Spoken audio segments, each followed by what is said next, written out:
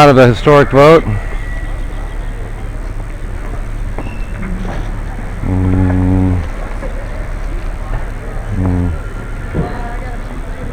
right.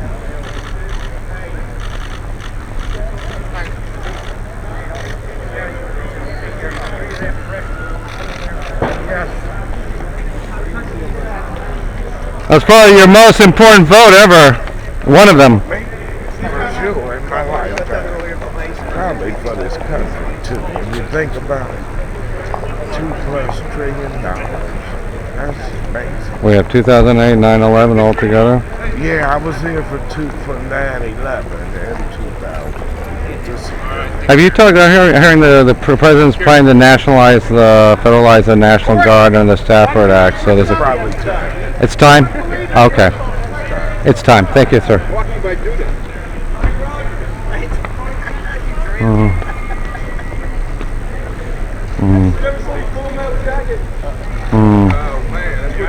All right.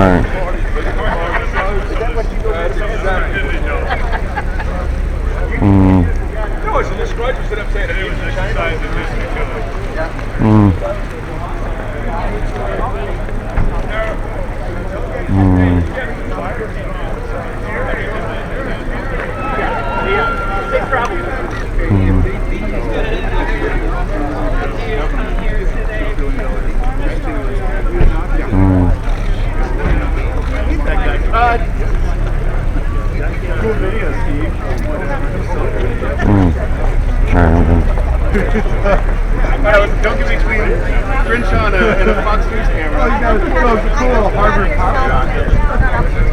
Yeah.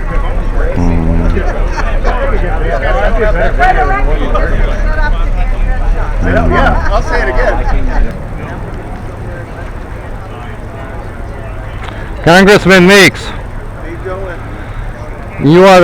Your district is one of the hardest hurt in the country. You are in leadership on the financial services. What can we do now? What do you think we need to do? Well, this is going to be a bill that helps us. You start with getting our workers in our hospitals, etc. That's the bill that we're working on now. So we got to get this money flowing immediately. Yeah. And then I think we have to do a fourth bill for complete recovery. Yeah. That's for infrastructure, etc. But what we want to do and what we have to do is try to make sure that we defeat this virus. Okay. So until we get health issues straight, we defeat this virus. So what we do now is tell people to still stay home. Still stay home. And let's reduce the hump and make sure that we keep people safe. Once we do that, our recovery, our economy will recover. Some of the CBC members are already asking the president to federalize the National Guard as part of the Stafford Act. Do you think they should be federalized now? I don't think we need. I think that we see. I know in New York, our governor has talked about how we see that folks are listening and they're staying home, and we're starting to reduce the hump. And I think that's what we need to continue to do. As long as we're doing that, as long as people are staying home, we don't need to have the National Guard. Your communities are always going to be the hardest hit for jobs, wealth, everything. Do you think that whatever small business money should be going to minority banks first? You have City National, you have a bunch of banks. We got minority banks all over the country. Should those funds be going to them first? In the House bill. Yeah. That's exactly what I put in there. I have a MDI, Minority Depository Institutions, and we talk about how there should be investment in these banks, because these banks are ones that give and help individuals and local communities and small businesses. So I do believe that there should be investments by the federal government and by some of other major corporations and institutions into. Because you have Carver, you have City National is owned by Industrial Bank of D.C. Have you talked to Mnuchin about the Secretary of Treasury? We'll be sending. Will you be talking to him in person as soon as possible? We'll see, but right now there's no in-person meetings. We're all doing everything by conference calls. Good luck, sir. Thank you.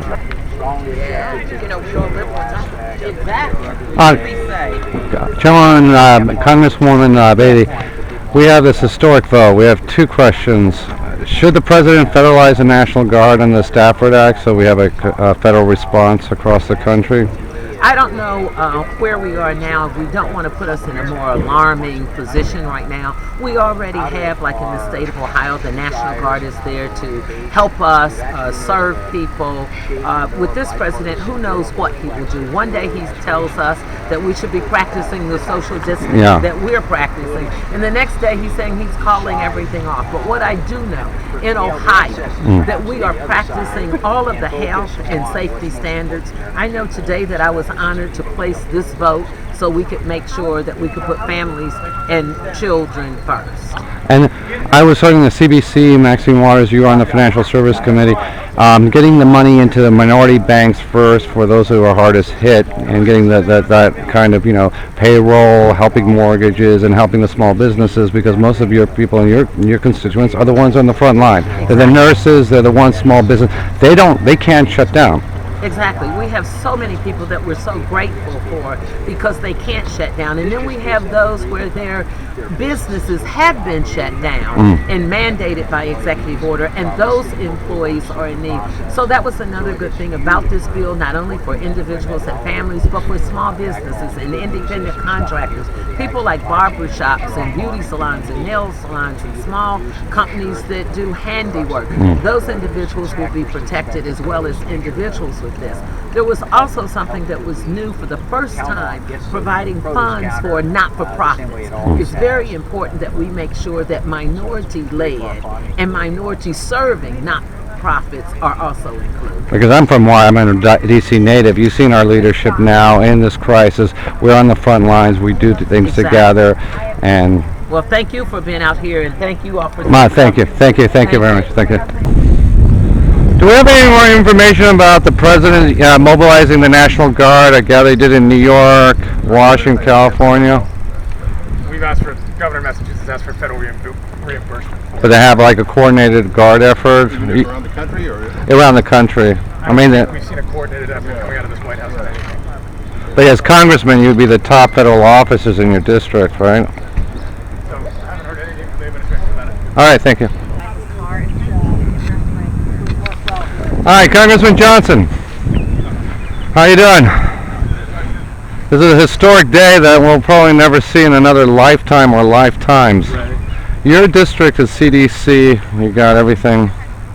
Well, just outside of my district. That's actually John Lewis's district, CDC. But you have the Atlanta. Yeah, not more than half a mile away from my district. So do you think, we're seeing bipartisan support. There's talk that we should be federalizing the National Guard and having the military help as a coordinated federal response. Your community will be one of the hardest hit. What do you think? Would you like to see the National Guard and the military be on a federal level? The military, of course, can operate within the boundaries of the United States, but the National Guard certainly can. And what we need is a coordinated response, national response to this crisis, this public health crisis. And that leadership begins at the very top, which is the presidency of the United States of America. But unfortunately, our president seems to be stuck on old school economic philosophies. No government, no federal government, weak federal government, primarily relying on a patchwork of 50 governors, as well as tens of thousands of local officials to combat this epidemic, which threatens us all.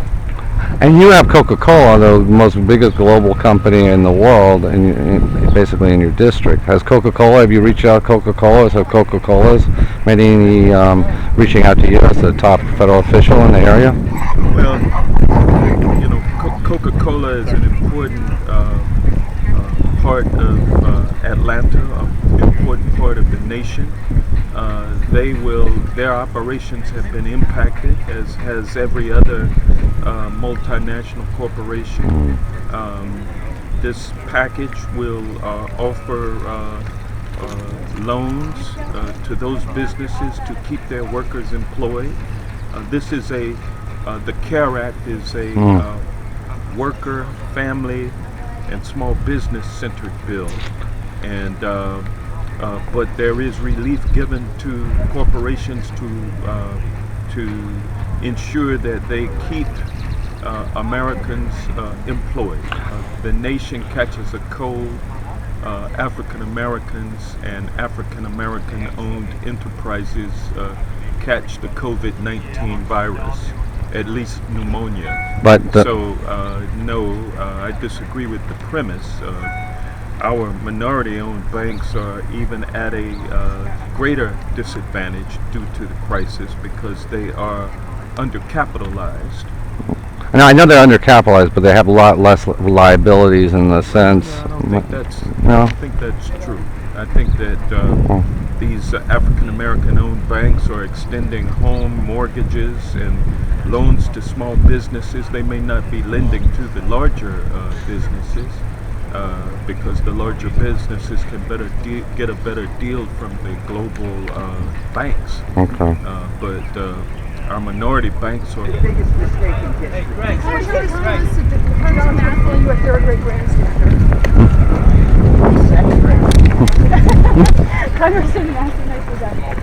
Who was it that told you that they were protecting their members? No respect. Who told you they were protecting their members, sir? Who was it that I was right above you guys. Pelosi and McCarthy when I was right there with them. Maybe this is the best message to force everybody to come back. I gave you an interview. Very good. Thank you, sir. Now they're all going to have my code.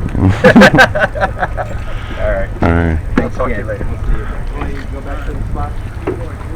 Mm-hmm. Hey, I just heard your governor issued in shelter. No, I think it's important. It's something that we're working on. It is. I've called for it nationally, so I'm happy to do it. The one thing I called the quarantine for a few weeks when I'm back in the States. I know. Anyway, I'll see you, Richie. Congressman, so you and your constituents obviously at ground zero of what's going on with the epidemic. Right now, what's your biggest concern? What are you thinking? What's your advice to your people? Well, first, right now, my biggest concern is our local hospitals and our frontline workers and essential workers, our doctors, our nurses, our delivery people, our care workers. They're all in a crisis right now. Were you in D.C. or did you have to come back to New York? And if you came back, how'd you get here? I drove back. Yeah, good. And then so for the next while, this is supposed to spike like in April. So what are you doing? What are you telling people to do? It's supposed to be pretty ugly. Well, we're in constant communication with our local hospitals, not just the Orchard Medical Center, Elmhurst Hospital, as well as other regional hospitals as well.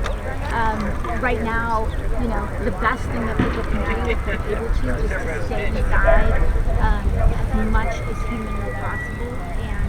And there's a lot of things that we need to fight for. We need to get mortgage and rent moratoriums. We need to get loan moratoriums so that people can hopefully. And then my last question to you: you've been a bartender, and you've done a lot of different jobs. So you've done the average job. Yeah. For the people that may have money coming back in the time frame like that, what's your best advice for your former colleagues as regular workers? I think, and it's not just my former colleagues. My mom works an hourly job. I mean, this is really very real for me and my family as well. I think the first thing to do is to call all your major bill providers.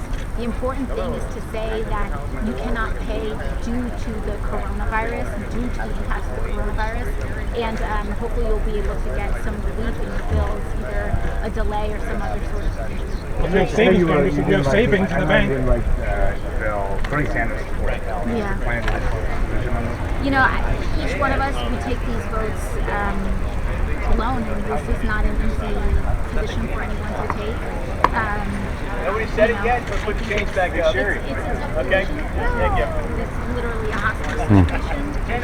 But I struggle. I struggle with. I really struggle with what would have happened if it was a recorded vote. This was a really, really tough job.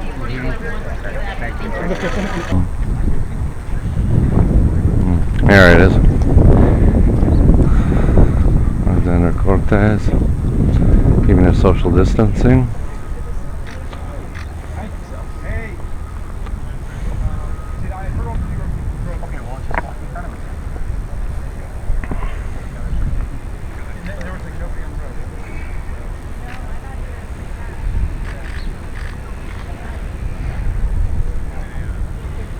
social distancing. Let's put it out.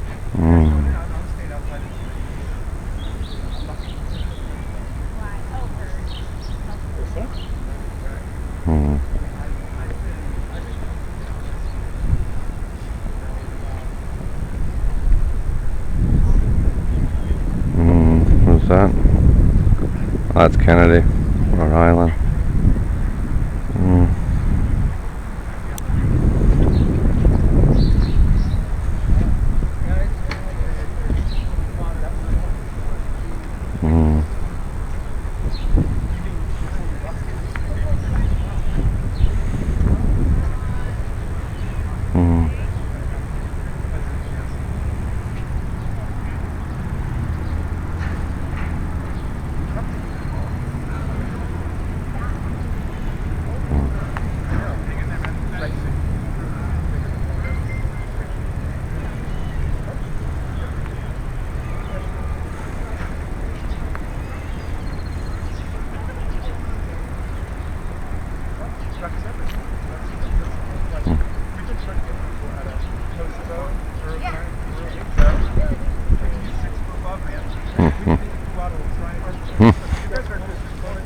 Look, guys, safe. You guys are safe. It's fine. It's gone.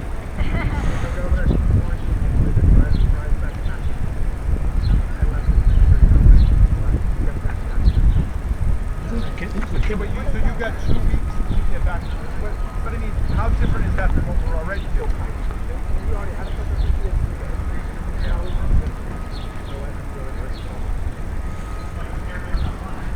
I just think it's such a great helpful place for 70 years.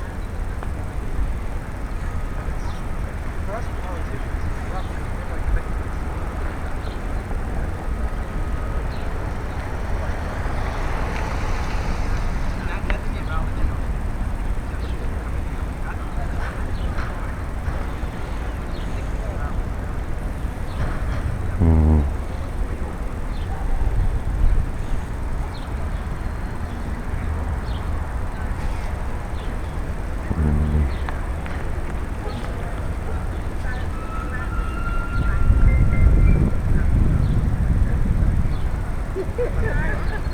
I read an article.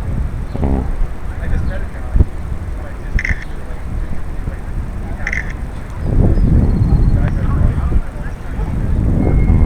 he had a guy. He said, so he did that